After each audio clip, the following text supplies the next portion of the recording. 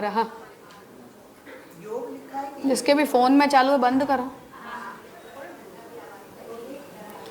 स्वमार्गीययोः मंत्रयोः प्रणवा भाव प्रयुक्त दोष परिहारः। तो स्वमार्गीययोः हमारे संप्रदाय में जो दो मंत्र, शरण मंत्र और आत्मनिवेदन मंत्र, इन दोनों का जो प्रयोग होता है वो प्रणव के बिना अर्थात ओमकार के बिना होता है।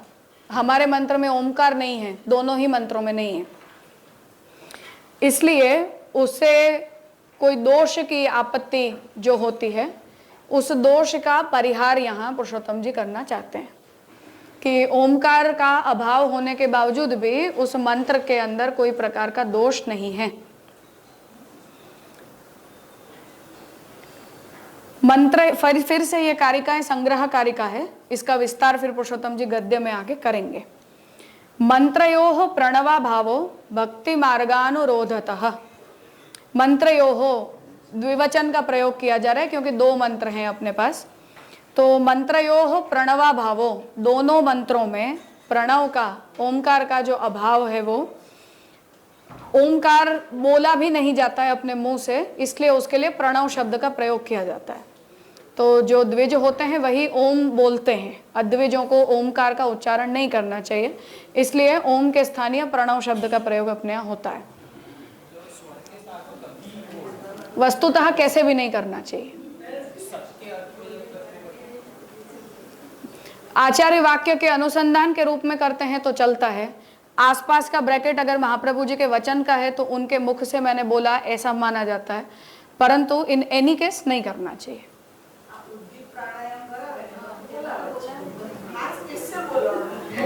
नहीं, अब तो गायत्री टेप पे बजती है, इसलिए वो तो कोई अब एंडलेस रिग्रेट है ये सारा। तो प्रणव जो है उसका प्रयोग ओमकार के लिए किया जाता है क्योंकि वो ब्रह्मवाची होता है, और जैसे ये सूत्र वृत्ति और भाष्य हैं, ऐसे ओमकार जो है वो सूत्र रूप है, वेद का बीज है। तो अद्विज जो होते हैं वो उसका उच्चारण नहीं करते, इसलिए उसको प्रणव कहा जाता है। ये मूर्ति मंत्र है यहाँ। मंत्रयोः प्रणवा भावो, तो अपने यहाँ के जो दोनों मंत्र हैं उनमें जो प्रणव का अभाव है वो भक्ति मार्गानुरोधतः, वो भक्ति मार्ग के अनुरोध से है, भक्ति मार्गानुरोधी होने के कारण है। नहीं, ये जवाब नहीं है, सवाल शुरू हो रहा है। जप संख्या तथा होम द्रव्यम किमनयोः मतम। तो अब जो प्रणव रहित का जो भी मंत्र है उसका जप के बारे में, जप की संख्या के बारे में, उसका प्रयोग किसी प्रकार के होम के रूप में, होम में द्रव्य अर्थात कि मंत्र भी होम का एक द्रव्य है, एलिमेंट है, तो होम द्रव्य के रूप में इनका प्रयोग कैसे किया जा सकता है ये यहां पूछ रहे हैं। प्रश्नोयम ही गतः तावद दत्तोत्तर तयात्र ही। तो पुरुषोत्तम जी कह रहे हैं कि पिछले प्रश्न के उत्तर में मैंने ये बात भी कह चुके हैं हम, जहां ये प्रश्न उपस्थित हुआ था कि ये जो मंत्र है वो वैदिक नहीं है, अवैदिक मंत्र का प्रयोग आप करते हो। इस प्रश्न के उत्तर में कह रहे हैं कि ये जवाब मैं दे चुका हूं, पुनः फिर भी देंगे, पर जवाब है एक। मंत्रयोः शिष्य मासादि मंत्रैक्याद्य विचारणे। मंत्रयोः शिष्य मासादि, अब ये जो दोनों ही मंत्र हैं वो जब शिष्यों को हम प्रदान करते हैं, जो शिष्यत्व को, अपने गुरु से शिष्यत्व को प्राप्त करता है, ऐसे में मंत्र एकाद्य विचारणे, मंत्र जो है ये उनकी अंगों का विचार कैसे किया जा सकता है, क्योंकि शास्त्र में जब भी मंत्र दीक्षा प्रदान की जाती है तो उस मंत्र के साथ उसके बहुत सारे अंग उपांग जो है वो जुड़े हुए होते हैं, परंतु क्योंकि हमारे मंत्र के अंदर प्रणव है ही नहीं, इसलिए शास्त्रीय मंत्र के जो भी अंग उपांग होते हैं वो हमारे मंत्र के ऊपर एप्लीकेबल होंगे या नहीं होंगे, ये उसका दूसरा संदर्भ है। स्वाच्छंद्यापत्य भावाय संति अत्र नियमा अपि। तो क्योंकि अगर वो शास्त्रीय मंत्र के ऊपर जो भी नियम एप्लीकेबल होते हैं वो यदि हमारे मंत्र के ऊपर नहीं होते हैं तो स्वच्छंदता आती है, और अगर एप्लीकेबल होते हैं तो फिर प्रणव की जरूरत पड़ती है। उसे कहना चाहते हैं कि यहाँ भी नियम है, ऐसा नहीं है कि सर्वथा नियम बिना ही ये मंत्र चले जा रहे हैं। जैसे हम आत्मनिवेदन मंत्र को गुप्त रखते हैं, मंत्र को गुप्त रखना चाहिए, ये शास्त्र का सिद्धांत है। अब हम अपने आप को आधा शास्त्रीय मानते हैं और आधा नहीं मानते हैं, फिर भी हम इस नियम को अप्लाई तो करते ही हैं कि आत्मनिवेदन मंत्र को गुप्त रखना चाहिए। तो अगर हमारे मंत्र के ऊपर शास्त्रीय मंत्र के नियम अप्लाई नहीं होते हैं तो हमारे मंत्र को वस्तुतः गुप्त रखने की जरूरत नहीं है, आप बोल सकते हो, पर हम तो रखते हैं। वो पूछना चाहते हैं यहाँ, दंपत्यो गुरुवैक्यादौ नैव दोषो ही कश्चन। और शास्त्र का ये भी सिद्धांत है कि एक ही गुरु से आप दीक्षा लेते हो तो भाई बहन कहे जाते हो, सतीर्थ कहे जाते हैं। तो मेरे गुरु जो हैं उन्हीं से पढ़ा हुआ जो दूसरा विद्यार्थी है वो मेरा सतीर्थ है, तो हमारे बीच का जो संबंध है वो भाई बहन के जैसा संबंध हो सकता है, फिर विवाह नहीं कर सकते हम। पर अपने यहाँ तो एक ही गुरु से पति भी दीक्षा लेता है और पत्नी भी दीक्षा लेते हैं, तो शास्त्र का सिद्धांत तो इससे विरुद्ध हो जाता है कि आप सारे भाई बहन हो गए, फिर तो व्यभिचार है। वो प्रश्न उपस्थित कर रहे हैं।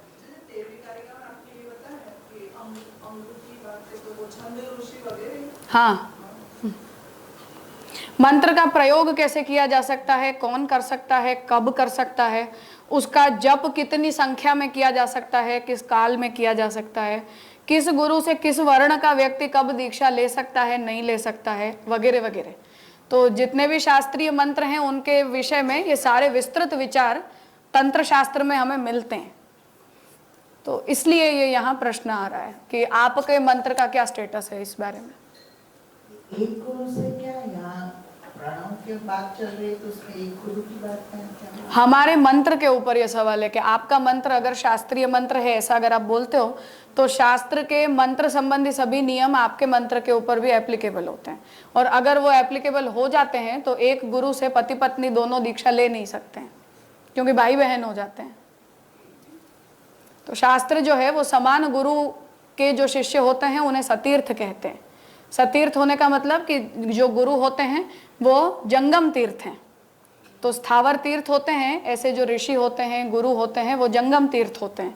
तो मैं भी उसी तीर्थ का अनुसरण करती हूँ और आप भी उसी तीर्थ का अनुसरण करते हो। तो गुरु जो है उनके साथ शिष्यों का संबंध पुत्र संतान के समान होता है।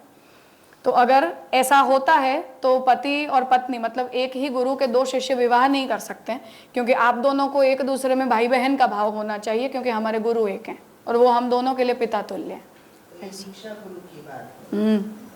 शास्त्र का ऐसा सिद्धांत है। तो क्या हम ओवररूल कर रहे हैं? ऐसा पूछना चाह रहे हैं वो।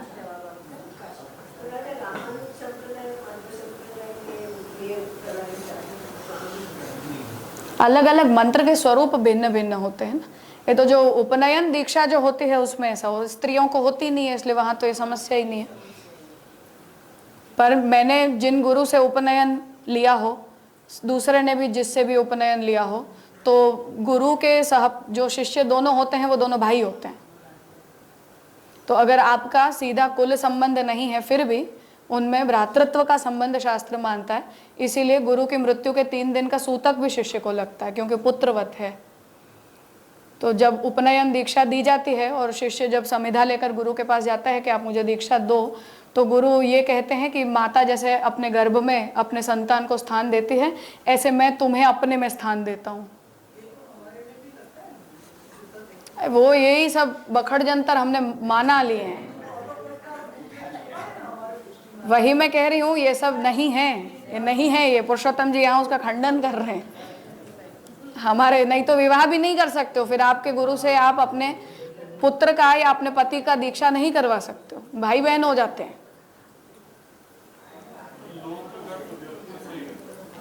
भावनात्मक है वो, दुख होता है हमें तो करते हैं। पर शास्त्र मंत्र का नियम सिद्धांततः एप्लीकेबल नहीं है, ये कहने का अर्थ। तो वो पूछ रहे हैं, इस पर विस्तृत विचार है आगे इस प्रॉब्लम के ऊपर। और पुरुषोत्तम जी ने बहुत सारे वचन कोट किए हैं कि शास्त्र में भी ऐसे दंपति हुए हैं जिनके समान गुरु हैं। हाँ। तो दंपत्यो हो गुरुव ऐक्यादौ, तो दंपति भी एक गुरु के शिष्य अगर होते हैं तो नैव दोषो ही कश्चन, पुरुषोत्तम जी कहते हैं हमारे मंत्र से दीक्षित होने में ये दोष नहीं होता है। मूलाचार्य से महात्म्यात योग्यता सांप्रदायिकी, गुरु को शिष्य को दीक्षा प्रदान करने की योग्यता कहाँ से आती है? तो उसका जवाब है मूलाचार्य से महात्म्यात, मूलाचार्य महाप्रभु जी हैं, उनके महात्म्य के कारण गुरु को दीक्षित करने की जो योग्यता है वो सांप्रदायिक की दीक्षा है, सांप्रदायिक की योग्यता है। शास्त्रीय योग्यता का अभाव संभवतः हो भी सकता है।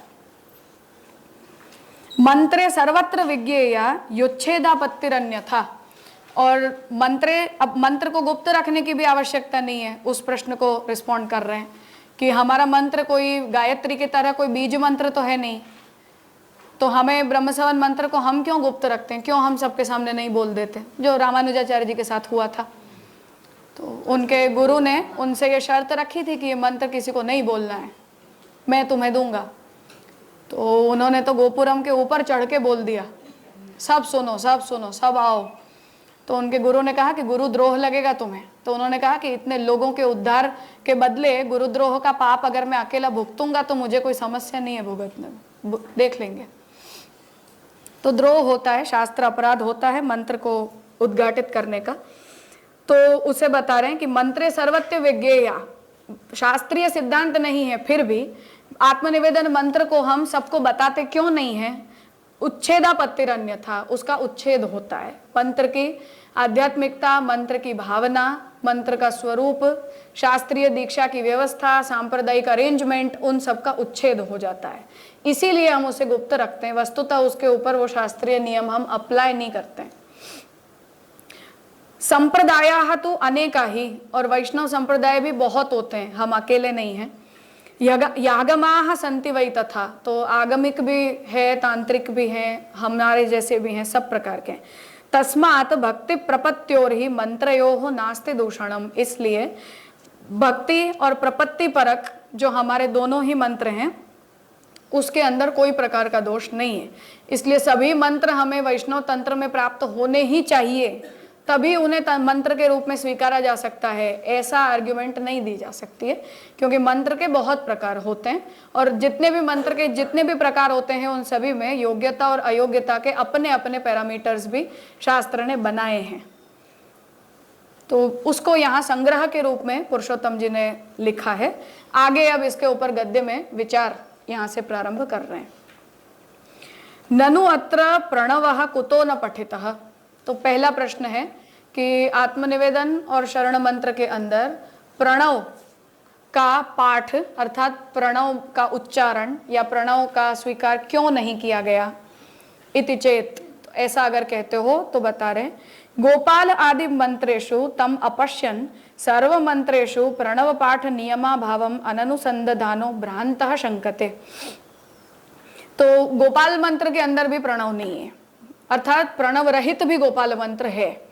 तो अब चैतन्य संप्रदाय के अंदर जहाँ गोपाल मंत्र की दीक्षा दी जाती है और अन्यों में भी, निम्बारकों के यहाँ भी दी जाती है, तो वहाँ ओमकार पूर्वक और क्लीमकार पूर्वक ऐसे दो प्रकार से गोपाल मंत्र की दीक्षा होती है।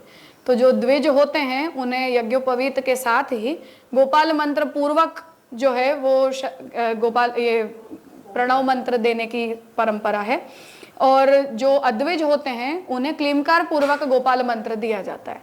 तो ये प्रश्न अगर हमारे सामने है तो वहां भी है, ऐसा पुरुषोत्तम जी कह रहे हैं। तो गोपाल आदि मंत्रेषु तम अपश्यन, गोपाल आदि मंत्रों के अंदर भी और भी ऐसे मंत्र हैं जहां प्रणव नहीं है, तो उन्हें न देखते हुए सभी मंत्रों के अंदर प्रणव पाठ का नियम हो, ऐसा नहीं होने के कारण आपको अपने प्रश्न पर ज्यादा सोचना चाहिए, ऐसा पुरुषोत्तम जी कह रहे हैं। कि इसलिए उसका अनुसंधान करना चाहिए कि आप हमसे पूछ रहे हो पर और भी जगह ये प्रॉब्लम है। भ्रांतः शंकते, इसलिए आपको खुद अज्ञान है फिर भी आप शंका करते हो। तथापि वदामः, फिर भी कुछ कहता हूं, ऐसा पुरुषोत्तम जी कह रहे हैं। वाद है ना, तो थोड़ा तो कुछ तो बोलना चाहिए कड़क भाषा में। इसलिए शिष्य थोड़ी है कि उसे शांति से बैठकर पढ़ाया जाए। वाद होता है तो वाद की तो शैली ऐसी होती है ना, इक्वल ओपोनेंट्स हो तो ऐसा ही जवाब मिलना चाहिए ना। अनप्रिपेयर्ड आओगे तो होमवर्क की कमी है। शूद्राद उद्धारकत्वाय केवल भक्ति मार्गीयत्वेन, शूद्र आदि अर्थात शूद्र, स्त्री, म्लेच्छ या अद्विज, इन सभी का उद्धार करने के लिए केवल भक्ति मार्गीयत्वेन, केवल भक्ति मार्गीय होने से, स्नेह प्राधान्य बोधनाय च, और स्नेह की ही प्राधान्यता होने के कारण ही प्रणव का पाठ इन दोनों मंत्रों में नहीं है, ऐसा समझना चाहिए। तो तीन बातें, शूद्रादि उद्धारकत्वाय, क्योंकि प्रणव के उच्चारण का उन्हें अधिकार नहीं है, तो हम अगर कोई सर्वाधिकारक मंत्र दे रहे हैं तो ऐसा मंत्र ला नहीं सकते, पहली प्रॉब्लम है। केवल भक्ति मार्गीयत्वेन, अब ये भक्ति कर्म ज्ञान मिश्रित नहीं है, शुद्ध है। तो कर्म ज्ञान मिश्रित होती है तो वहां भी प्रणव की अपेक्षा होती है, परंतु केवल भक्ति मार्गीय है इसलिए भी प्रणव की कोई आवश्यकता यहाँ नहीं है। स्नेह प्राधान्य बोधनाय, और ये ससाधन नहीं है, स्नेह प्रधान है, इसलिए यहाँ प्रणव की भी आवश्यकता नहीं है। ये तीन प्राइमरी आर्ग्यूमेंट पुरुषोत्तम जी दे रहे हैं, समझो। तो ये इसका पहला जवाब दिया। अब पुनः प्रश्न कर रहे हैं कि नच भक्ते माहात्म्य ज्ञानांगत्वात्, भक्ति जो है वो महात्म्य ज्ञान का अंग होने के कारण प्रणवस्य सृष्ट्यंतः स्थिति बोधकस्य कथनेपि अदोषः, तो महात्म्य ज्ञान के अंग के, भक्ति का अंग महात्म्य ज्ञान भी है। तो हम भक्ति की परिभाषा में महात्म्य ज्ञान पूर्वक स्नेह बोलते हैं, महात्म्य ज्ञान रहित स्नेह नहीं है। तो जब महात्म्य ज्ञान और स्नेह ये दोनों ही भक्ति के अंदर सम्मिलित हों तब प्रणवस्य, तो प्रणव जो है वो सृष्ट्यंतः स्थिति बोधकस्य, प्रणव जो है वो सृष्टि की उत्पत्ति, स्थिति और लय का वाचक है। तो ब्रह्मवाचक पद है, और ब्रह्म कौन होता है? जो सृष्टि की उत्पत्ति, स्थिति और लय करते हैं। तो उसका बोध करवाने वाला प्रणव होने के कारण कथने भी अदोषः, कह भी दोगे तो दोष नहीं है, क्योंकि प्रणव का जो उच्चारण है वो तो उस ब्रह्म का ज्ञान प्राप्त करने के लिए किया जाता है, और ब्रह्म तो आपके महात्म्य ज्ञान के अंतर्गत तो सम्मिश्रित है ही भक्ति के अंग में। तो कह रहे हैं कि अत्रत्य महात्म्यस्य लोक वेदोदित विलक्षणत्वेन, अब हमारा जो महात्म्य ज्ञान है वो लोक प्रसिद्ध भी नहीं है, वेद प्रसिद्ध भी नहीं है, लोक वेद से विलक्षण है। तो वेद कथित हो तो प्रणव आता है, लोक कथित हो तो लोकानुसारी जो भी विषय होते हैं वो आते हैं, पर लोक और वेद से विलक्षण तत्व का हम महात्म्य ज्ञान प्राप्त करते हैं, लोक वेद प्रोक्त तत्व का हम महात्म्य ज्ञान प्राप्त नहीं करते हैं। अपनी परिभाषा में महाप्रभु जी ने इसीलिए, अब देखो इस बात को सोचना चाहिए कि पूर्वक पद को महाप्रभु जी ने दो प्रकार से समझाया है निबंध में। तो महात्म्य ज्ञान पूर्वस्तु में पूर्वक का क्या मतलब? तो महाप्रभु जी वहां दोनों बात कहते हैं कि एक तो प्रारंभिक, हम जब भक्ति का प्रारंभ करते हैं तो महात्म्य ज्ञान से शुरू करके स्नेह तक जाते हैं, तो उसकी हमें प्राथमिक स्टेप के रूप में आवश्यकता पड़ती है, और द्वितीय स्टेप के रूप में हम स्नेह में जाते हैं। और फिर पूर्वक का दूसरा अर्थ महाप्रभु जी ये करते हैं कि महात्म्य ज्ञान विरहित भी स्नेह भक्ति की फलावस्था में हो सकता है, जहां महात्म्य ज्ञान जो है वो या तो गुप्त हो या लुप्त भी हो सकता है, तिरोहित भी हो सकता है, या भगवान उसकी विस्मृति भी करवा सकते हैं। तो जहां महात्म्य ज्ञान को एसेंशियली आप भक्ति का अंग मानते हो, जैसे मध्वाचार्य जी के सिद्धांत में भक्ति ज्ञानात्मिका है, परिभाषा मध्वाचार्य जी भी सेम उद्धृत करते हैं। महाभारत तात्पर्य निर्णय में महात्म्य ज्ञान पूर्वस्तु सुदृढ़ सर्वतोधिक स्नेहो भक्ति ही तया मुक्तिर्न चान्य था, यही परिभाषा मध्वाचार्य जी ने भी उद्धृत की है और महाप्रभु जी भी करते हैं, परंतु व्याख्या भेद है इसमें। मध्वाचार्य जी ज्ञानात्मिका भक्ति मानते हैं और महाप्रभु जी जो है वो ज्ञानात्मिका भी मानते हैं और ज्ञान विरहित भी मानते हैं। वो पूर्वक पद की स्पष्टता का यही प्रयोजन है, अन्यथा जरूरत नहीं थी। तो यहाँ वो बात की पुरुषोत्तम जी स्पष्टता करना चाहते हैं कि भक्ति बिना महात्म्य एग्जिस्ट नहीं कर सकती या फलदायक नहीं हो सकती, ये एक प्रपोजिशन है।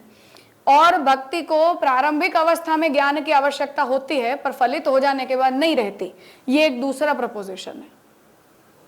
तो अगर आप पहले कल्प के अंदर हो तो मार्ग भेद है, और द्वितीय कल्प में हो तो अलग बात है, दोनों बातें एक नहीं है, टेक्निकली एक नहीं है, ठीक है। तो यहाँ जब हम महात्म्य ज्ञान के बिना हमारी भक्ति एग्जिस्ट नहीं कर सकती, ऐसा अगर हम बोलेंगे, तो फिर उस महात्म्य ज्ञान को आपको डिफाइन करना पड़ेगा कि वहां महात्म्य ज्ञान का मतलब क्या है। महाप्रभु जी भी करते हैं, शास्त्रम अवगत्य मनोवाग देह कृष्ण सेव्य, कोई समस्या की बात नहीं है इसके अंदर। परंतु जब हम उसे उस प्रकार से डिफाइन करते हैं या उस प्रकार से हम उसे परिभाषित करते हैं, तब फिर वो शास्त्र की योग्यता को भी यहाँ लाओ, फिर भक्ति को भी ज्ञान के द्वारा पुष्ट करो, फिर भक्ति के द्वारा मुक्ति प्राप्त करो, ये सारे जो पैरामीटर्स हैं वो यहाँ आ जाते हैं। परंतु महाप्रभु जी उसे उस प्रकार से नहीं मानते हैं, इसलिए हमारा किंचित स्वातंत्र हो जाता है उससे। ये बात यहाँ पुरुषोत्तम जी कहना चाह रहे हैं। तो अत्रत्य महात्म्यस्य लोक वेदोदित विलक्षणत्वे न, तो लोक में उदित और वेद में उदित, ये भगवान के दो पर्सपेक्टिव हैं। कृष्ण को हम जैसे लोक में जानते हैं, या तत्व का एक लोक बुद्धि है, तत्व के विषय में एक वेदोदित पक्ष है कि वेद भगवान को क्या कहता है, और तीसरा तद विलक्षणत्वेन है। तो हम न तो लोकोदित बोलते हैं न वेदोदित बोलते हैं, हम तद विलक्षणत्वेन ही भगवान को प्रमेय रूप से जानते हैं, महात्म्य बुद्धि से जानते हैं। इसलिए मूल नामना एतस्यापि सिद्धे है, इसलिए ही कृष्ण पद का प्रयोग किया गया है, ब्रह्म पद का प्रयोग नहीं किया गया है दोनों ही मंत्रों में। तो हम शरण मंत्र में भी न तो कोई लोकपरक नाम का उच्चारण करते हैं न वेद परक नाम का उच्चारण करते हैं। आत्मनिवेदन मंत्र के अंदर भी हम न लोकपरक नाम का उच्चारण करते हैं न वेद परक नाम का उच्चारण करते हैं, हम वहां कृष्ण पद का प्रयोग करते हैं जो लोक वेदोदित विलक्षण है। आया प्रमेय भेद, वो बता रहे हैं कि मूल नामना, इसीलिए कृष्ण पद का प्रयोग किया गया है, अन्यथा भगवान के किसी और नाम का प्रयोग हो सकता था। जैसे गोपाल मंत्र है, उसके अंदर भगवान के अन्य नामों का प्रयोग किया गया है। तो एतस्यापि सिद्धे है, उससे भी ये बात ही सिद्ध होती है कि क्या है ना, वो गोपाल तापनी उपनिषद से पुरुषोत्तम जी ने पहले ग्रंथ में बताया है ना पूरा विस्तार। वो हाँ, वो इसलिए क्योंकि वहां जो बातें जिस प्रकार से कही गई है उस अर्थ में हम कृष्ण का नहीं बोलते हैं। इति आकरेषु उपपादितत्वात्, ये मूल ग्रंथों में उपपादित हुआ है, अर्थात महाप्रभु जी गोसाई जी ने किया है। महात्म्य ज्ञान अंगत्वात् प्रणवस्य सृष्टि अंतःस्थिति बोधकस्य कथनेपि अलोकः। तो बराबर છે, પછી इति संख्या એમાં શંકા શું થઈ? हमें तो प्रॉब्लम है ना, तो क्या अब हम अपने मंत्र में प्रणव का समावेश कर लें? हम तो नहीं कर रहे हैं ना। આપણામાં પણ મહાત્મ્ય જ્ઞાન તો છે, તો પછી આપણે પણ એમાં ઓંકારનો સમાવેશ કરવો જોઈએ, એવી શંકા છે। वो ये कहते हैं कि अगर महात्म्य ज्ञान आपकी भक्ति का अंग है, और महात्म्य ज्ञान का मतलब क्या होता है, भगवान को उनकी सभी शक्तियों के साथ जानना। तो भगवान की मूल शक्ति क्या है, उत्पत्ति स्थिति प्रयाण और लय, इसी को तो ब्रह्म कहते हैं। तो ब्रह्म की परिभाषा शास्त्र क्या देता है, जो जगत को उत्पन्न करता है, जो जगत की स्थिति करता है, जो सभी का मुक्ति स्थान है और जिसमें जगत लीन होता है, वो ब्रह्म है। इसका ज्ञान हम महात्म्य ज्ञान के अंग के रूप में प्राप्त करते हैं। तो पूर्व पक्षी कहता है कि फिर अगर आप प्रणव का उच्चारण आपने कर लिया तो क्या समस्या है, ये पूछना चाह रहे हैं वो, कि कोई दोष नहीं है इसमें, क्योंकि उत्पत्ति स्थिति लय कर्ता ब्रह्म के रूप में आप ब्रह्म के स्वरूप को समझते तो हो ही ना। ऐसा तो नहीं है कि हम ये कहें कि नहीं हमें ब्रह्म को समझने की कोई जरूरत ही नहीं है। क्या समस्या, मंत्र में आप कर दो समाविष्ट प्रणव को, ये कह रहे हैं।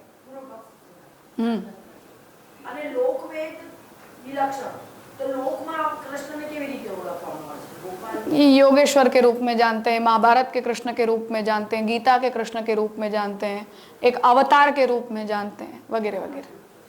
जो भी लोगों की कृष्ण के बारे में बुद्धि है वो। और वेदમાં બ્રહ્મ તરીકે, તો અને આપણે વિલક્ષણ એટલે જે વ્રજાદિત છે, स्वानुभूत जो है वो। व्रज भक्तों को, निस्साधन भक्तों के सामने भगवान ने अपना जो रूप प्रकट किया, जिस तरह से प्रकट किया, वो हमारा प्रमेय है, हम उन्हें जानते हैं। सब जगह पे उसको उसकी ही उत्तमता है ऐसा सोचना नहीं है, लेकिन उसी की उत्तमता है, ऐसा ही सोचना है। लोक प्रथित पुरुषोत्तम वेद प्रथित पुरुषोत्तम के करते लोक वेद विलक्षण पुरुषोत्तम की उत्तमता है। ऐसा वेद में कहीं स्पष्ट किया नहीं है, किया है। किया है। तो नायमात्मा प्रवचन न लभ्य न मेधया न बहुना श्रुते न यमे वैश्य वृणुते तेन लभ्य, यही तो है। ये सब प्रॉब्लम्स का सॉल्यूशन है। तो ना हम वेदैर न तपसा न दाने ना हम वेदैर, जो अभी हम भाष्य में पूरी माथापच्ची चल रही है कि अगर वेद के द्वारा आप अगम्य हो तो जो वेद के पीछे लगे हुए हैं वो किसको समझ रहे हैं? फिर कोई और तत्व है वो, और वेद में न कहा गया कोई और तत्व है। ऐसा ही तो शंकराचार्य जी प्रपोज कर रहे हैं, भाष्य में वही प्रकरण चल रहा है। तो अब हम भगवान जब गीता जी में ये कहते हैं कि मैं वेद के द्वारा जाना नहीं जा सकता हूं, मैं दान के द्वारा मुझे प्राप्त नहीं कर सकते, मुझे तप के द्वारा प्राप्त नहीं कर सकते, तो बेचारे जो लोग वेद यज्ञ दान तप में लगे हुए हैं उनका क्या? तो हमारा वो प्रमेय नहीं है जिसे यज्ञ से प्राप्त किया जा सकता है, हमारा वो भी प्रमेय नहीं है जिसे तपस्या से प्राप्त किया जा सकता है, वो भी हमारा प्रमेय नहीं है जिसे दान से प्राप्त किया जा सकता है। भक्त्या त्वनन्य या लभ्य, ये हमारा प्रमेय है जिसे भक्ति के अतिरिक्त और किसी साधन से प्राप्त नहीं किया जा सकता। वो लोक वेद विलक्षण है, क्योंकि ये तो भक्त का स्वानुभूत होगा, किसी और के द्वारा वेरीफाइड नहीं होगा। ऐसा शास्त्र हिंट देगा, जैसे ये हिंट दे रही है, नायम आत्मा प्रवचने न लभ्य न मेधया न बहुना श्रुते न यमे वैश्य वृणुते तेन लभ्य। तो हिंट दे दी शास्त्र ने कि ऐसा भी होता है कि जहां भगवान स्वयं ही इच्छा करते हैं कि मैं इसे प्राप्त हो जाऊं, तो भगवान वर्ण करते हैं और भगवान उसे मिल जाते हैं। तो ये तो भगवत संकल्प से हुआ है, हमारे साधन से नहीं हुआ है, उसे हम अपना प्रमेय मानते हैं। इसलिए वो लोक वेद से विलक्षण तत्व है, लोक वेद प्रथित पुरुषोत्तम नहीं है। इसीलिए महाप्रभु जी ने जो सर्वनिर्णय में प्रमाण कोटि, कार्य कोटि, कारण कोटि, कार्य कोटि और स्वरूप कोटि जो तीन बताई है, वहां स्वरूप कोटि में इसीलिए महाप्रभु जी ने उन्हें व्यतिरिक्त किया है। तो कारण कोटि अक्षर ब्रह्म है, कार्य कोटि जगत मात्र है, भी भगवान ही है। कारण कोटि में जो अक्षर ब्रह्म है वो भी भगवान ही है, परंतु स्वरूप कोटि इदम तृतीयम है, वो अलग है इन दोनों से, वो एक नहीं है। तो कार्य कोटि और कारण कोटि से जो विलक्षण होता है वो स्वरूप कोटि होती है। स्वरूप कोटि हमारा प्रमेय है और वो लोक वेद प्रथित नहीं है, लोक वेद विलक्षण है।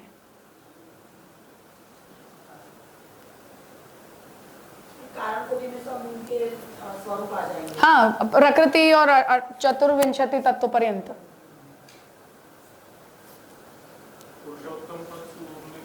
हाँ, क्षराक्षरमति तो हम अक्षरादपि चोत्तमा तोस्मि लोके वेदे च प्रथितः पुरुषोत्तम। तो क्षर जो है वो कार्य कोटि है, अक्षर है वो कारण कोटि है और पुरुषोत्तम तद विलक्षण है। तो वैलक्षण्य न वो हमारा प्रमेय है, साधारणत्वेन वो हमारा प्रमेय नहीं है। साधारण होना ये अवांतर फल है, हमारा मुख्य फल नहीं है।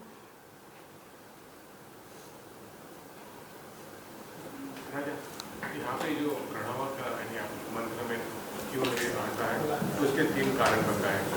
एक तो के शूद्र आदि के उद्धार के लिए वो कह नहीं सकते, का उच्चार नहीं कर सकते। दूसरा आ रहा है कि केवल भक्ति मार्ग, कर्म मार्ग आदि नहीं है, तो वहाँ पे उन्हें वह उपयोग करना होता है। तो ये स्नेह प्रधान होने से नहीं किया जाता है, वो थोड़ा नहीं समझ में आया।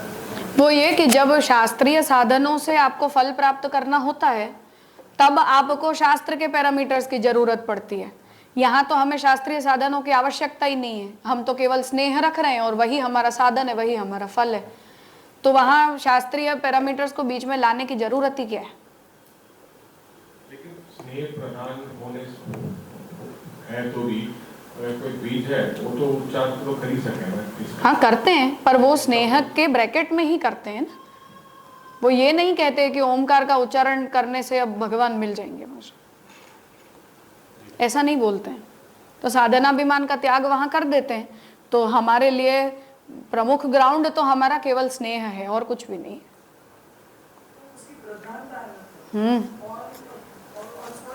कर्म और ज्ञान की प्रधानता नहीं है।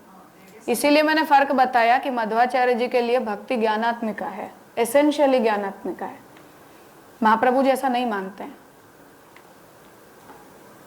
अच्छा, अभी आपने कहा महात्म्य पूर्वक में, तो एक आपने कहा कि वो प्रारंभिक स्टेप है स्नेह बढ़ाने के लिए, फिर सेकंड आपने कहा कि ज्ञान तिरोहित, वो समझा नहीं, वो आगे बोल रहे यशोदा जी जैसा फल की अवस्था में या भगवान की कोई लीला में भगवान जब ऐसा चाहते हैं कि ये भक्त मेरे महात्म्य को विस्मृत करके और केवल प्रेम का संबंध मेरे साथ रखे, तो ऐसा अपने यहाँ होता है। और वस्तुतः वो एसेंशियली फल के लिए आवश्यक भी है। अपने यहाँ का फल महात्म्य ज्ञान सम्मिलित स्नेह में माना नहीं गया है।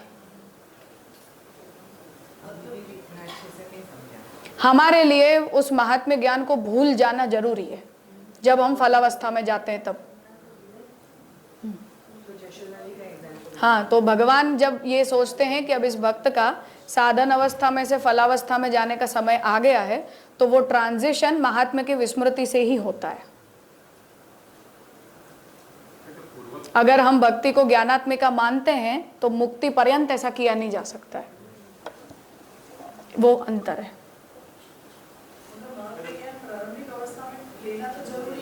इसीलिए पूर्वक के महाप्रभु जी ने दोनों अर्थ किए हैं। महात्म्य ज्ञान पूर्वस्तु में पूर्वक शब्द का क्या अर्थ, वहां महाप्रभु जी ने इसीलिए दोनों अर्थ किए हैं।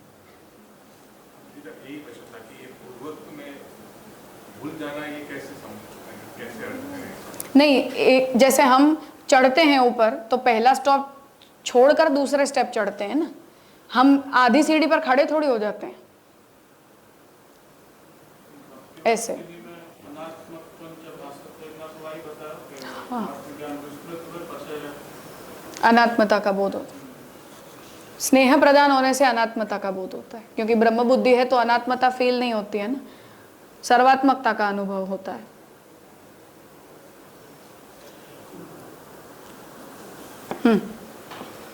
तो अत्रत्य माहात्म्यस्य लोक वेदोदित विलक्षणत्वेन, तो लोक और वेद में जैसा भगवान का महात्म्य बोला गया है उसके करते विलक्षण जो भगवान हैं उन्हीं को हम तो अपने प्रमेय के रूप में मानते हैं। इसीलिए वो बताने के लिए ही अपने दोनों मंत्रों में कृष्ण, ये जो भगवान का मूल नाम है, इस मूल नाम का प्रयोग किया गया है, भगवान के अन्य नामों का प्रयोग नहीं किया गया है। एतस्यापि सिद्धेः इति आकरेषु उपपादितत्वात्, आकरेषु मतलब महाप्रभु जी ने अपने मूल ग्रंथों के अंदर और गोसाई जी ने अपने मूल ग्रंथों में इसका उपादन किया है। भक्ति मार्गीयत्वात् एव, और भक्ति मार्गीय होने के कारण ही च जपेपि, जप के अर्थात मंत्र का जब हम जप करते हैं उसमें भी न भूत शुद्धि मुद्रा नासादि उपयोग, वहां भी भूत शुद्धि और मुद्रा न्यास वगैरह की आवश्यकता मानी नहीं गई है।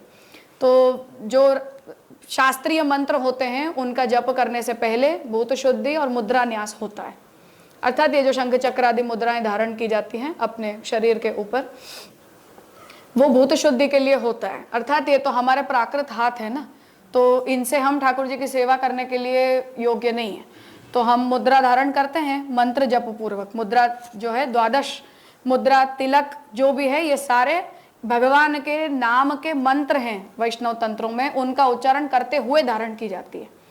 तो शंख को धारण करने का एक मंत्र है, चक्र को धारण करने का एक मंत्र है, नाम मुद्रा को धारण करने का भी एक मंत्र है, 12 अंगों में तिलक धारण करने का भी एक मंत्र है।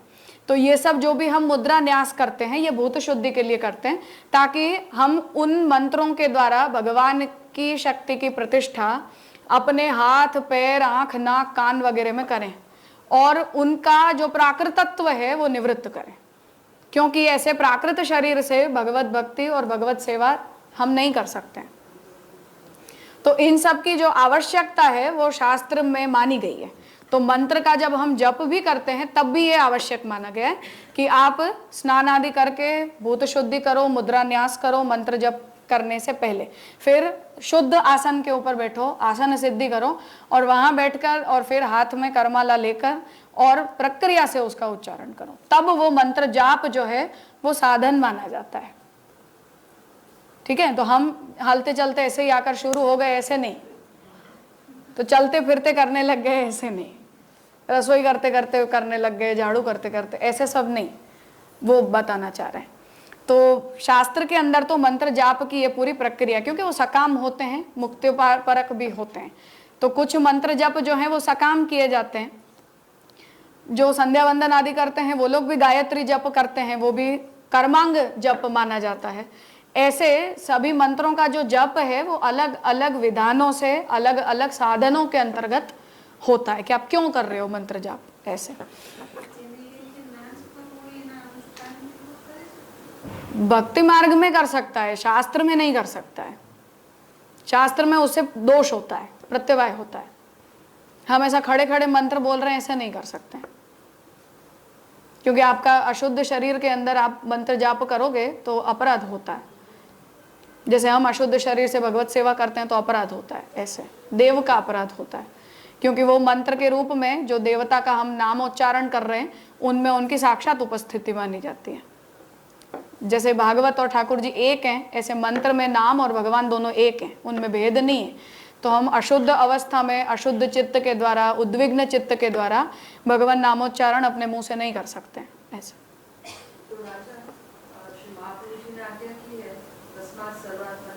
क्योंकि वो हमारा मंत्र यहाँ नहीं आता है, यही बात है। वो ही डिफरेंशिएट करना चाह रहे हैं कि, पर फिर से मैं इस बात को वार्निंग के रूप में कह रही हूँ बहुत साफ भाषा में, कि यही सब छूट छाट को हम अपने सिर लेते हैं, और इन्हीं छूट छाटों को सिर लेकर और हम भगवद अपराध को आमंत्रित भी करते हैं।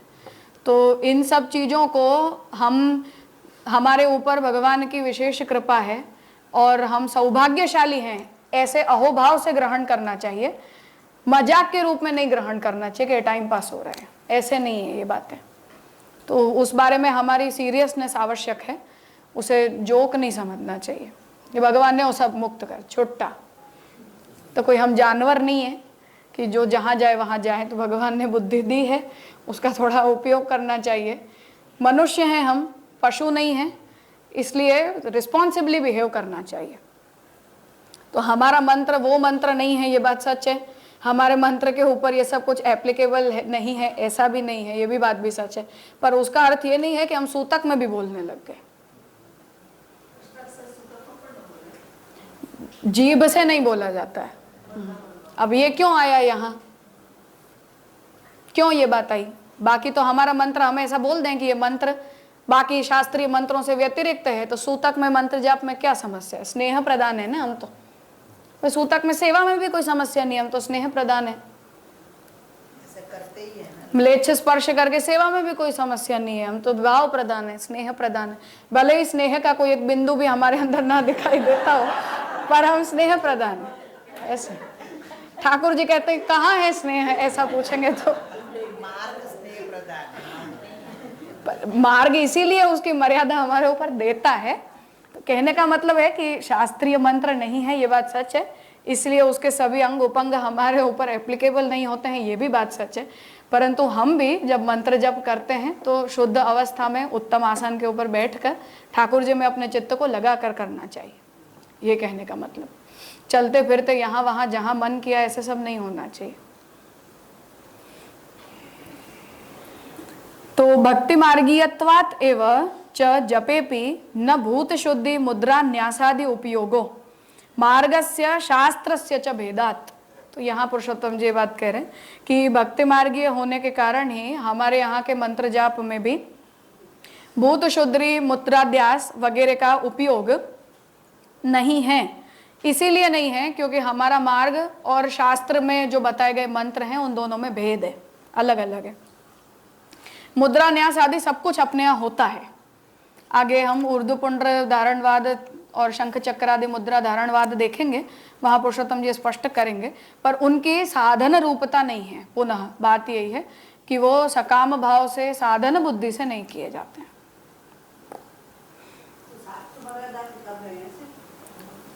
हम भाव प्रधान होकर ही उसका स्वीकार हम करते हैं।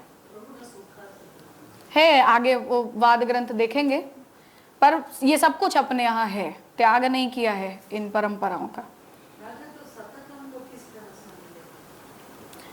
शरण मंत्र और आत्मनिवेदन मंत्र के विषय में भी अपने यहाँ नियम भेद हैं।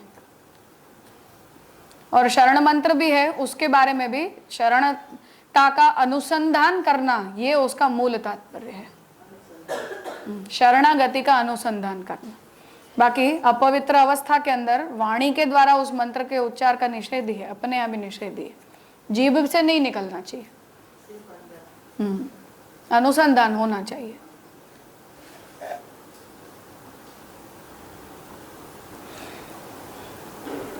कर्मणाम जात्य शुद्धत्वेन तन्मार्ग एव तस्य आवश्यकत्वम। तो यहाँ भागवत जी में पीछे है वो परिशिष्ट में, तो कर्मणाम जात्य शुद्धत्वेन तन्मार्ग एव तस्य आवश्यकत्वम। तो यहाँ भागवत जी का जो ये वचन है वहाँ ये बात कही गई है कि कर्म जो होता है, जितने भी कर्म होते हैं वो जाति से अर्थात कि पैदाइशी अशुद्ध होते हैं, क्योंकि वो पुरुषार्थ पर्यवसायी होते हैं। तो हम जो कुछ भी कर्म करते हैं उसके बदले में कोई ना कोई प्रकार के फल की आकांक्षा वहाँ स्वोद्भूत होती है, स्वतः उद्भूत होती है। तो कर्म जो होता है वो जाति से अशुद्ध है, मतलब कि कर्म स्वरूपतः अशुद्धि है कर्म के अंदर, इसीलिए भक्ति कर्म नहीं हो सकती है या भक्ति का कर्म नहीं हो सकता है ऐसा। तो कर्म जितने भी होते हैं वो स्वरूपतः फलाकांक्षा से युक्त होते हैं, क्योंकि प्रत्येक कर्म जो है वो निष्फल नहीं जाता है, कोई ना कोई फल उसका मिलेगा ही। तो अगर हम उसे एक कर्म के रूप में ट्रीट करते हैं तो उसका फल हमारे सिर पे आएगा। फिर हम ये बोलेंगे कि नहीं नहीं, हम तो भक्ति मार्गी, हमें तो फल चाहिए ही नहीं। तो फिर तुमने किया क्यों कर्म? किसने कहा था करने के लिए? तो शास्त्र के अंदर जो कर्म ऐसे बताए गए हैं जो निष्काम होते हैं, सर्वथा निष्काम होते हैं, उनका एक अलग प्रकार होता है। कुछ कर्म सकाम और निष्काम दोनों प्रकार के होते हैं, वो एक अलग होते हैं। और कुछ कर्म पूर्णतः सकाम होते हैं, वो तीसरा केस होता है, जो स्टैंडर्ड गोपाल मंत्र का महाप्रभु जी बताते हैं। तो गोपाल मंत्र का सकाम प्रयोग भी होता है और गोपाल मंत्र निष्काम भी होता है। तो महाप्रभु जी ने गोपाल मंत्र को अपनी पूर्वजों की परंपरा से स्वीकार किया है, परंतु निबंध में महाप्रभु जी उसके सकाम प्रयोग का संप्रदाय में निषेध करते हैं कि शास्त्र प्रतिपादित है गोपाल मंत्र का सकाम प्रयोग, पर हम क्योंकि निष्काम मार्गी हैं इसलिए हम उसके सकाम प्रयोग को अपने संप्रदाय में विहित नहीं मानते हैं। पर महाप्रभु जी की उसी विष्णु स्वामी संप्रदाय की पूर्व परंपरा के नाम पर अभी ज्यादातर गोस्वामी लोग जो हैं वो गोपाल मंत्र का सकाम प्रयोग करते हैं, किसी न किसी फल सिद्धि की आशा से करते ही हैं, खुलेआम करते हैं, कुछ छुपाने जैसा भी नहीं, खुलकर करते हैं। और यही कहा, उसका भी यही जवाब दिया जाता है कि महाप्रभु जी ने तो विष्णु स्वामी परंपरा से माना है, पर भाई कंडीशनली माना है, वो कंडीशन वहां आप नहीं अप्लाई करते हो कि सकाम नहीं करना है। तो वो बात यहाँ पुरुषोत्तम जी आर्ग्यूमेंट में दे रहे हैं कि कर्मणाम जात्य शुद्धत्वेन तन्मार्ग एव तस्य आवश्यकत्वम। तो जहां भी आप जप को भी एक कर्म के रूप में ट्रीट करते हो, वहां आपको उस कर्म के नियम का अनुसरण करने के लिए भूत शुद्धि और मुद्रा न्यास की आवश्यकता तो पड़ती है, वहां वो आवश्यक है। परंतु हम अपने संप्रदाय में भगवान नाम के जप को साधन के रूप में या कर्म के रूप में ट्रीट नहीं करते, स्मरण भक्ति के अंतर्गत उसका स्वीकार करते हैं। इसलिए भूत शुद्धि और मुद्रा न्यास जो नाम मंत्र जाप के अंग के रूप में बताए गए हैं, उनकी आवश्यकता हमारे संप्रदाय में नहीं मानी गई।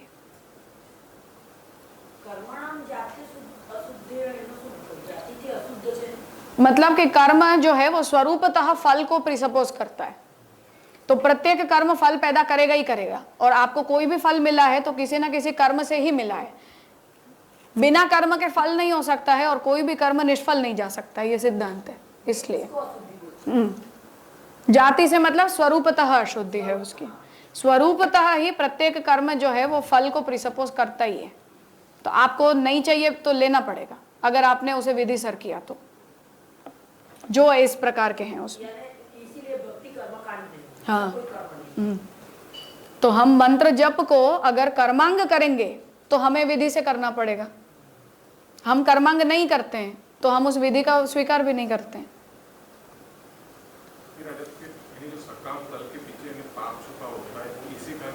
हाँ,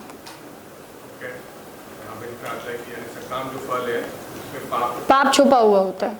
हाँ, वो इसीलिए कंडीशनल है ना, इसलिए वो पीछे आएगा ही आएगा। ठीक है, समय हुआ है, यहाँ रखते हैं। आगे का विषय हम 4 बजे देखते हैं। इस विषय को भी पुरुषोत्तम जी आगे ले रहे हैं।